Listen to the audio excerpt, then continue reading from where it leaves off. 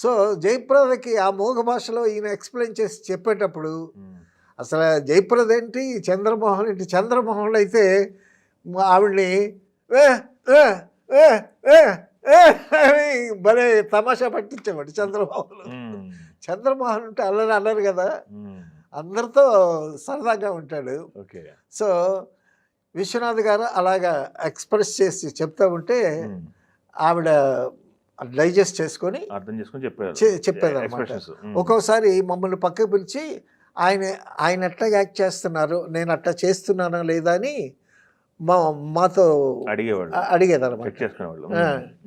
అడిగితే సో ఫైనల్గా ప్రాక్టీస్ చేసినా సరే ఒక మానిటర్, ఒక ఫైనల్ రిహార్సల్లో ఆవిడ పక్కగా చేస్తే దానికి కరెక్షన్స్ అవి విశ్వనాథ్ గారు చెప్పి టేక్లో బ్రహ్మాండంగా చాలా బాగా చేసేది జయప్రద. అందులో అప్పుడు చాలా ఫ్రెష్గా ఉంది జయప్రద. తమిళ్లో ఆల్రెడీ హీరోయిన్గా చేసింది అనుకుంటా అప్పటికే.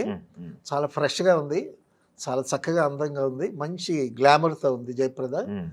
ఆ సిరిసిరమలో చాలా చాలా చక్కగా ఉంటుంది.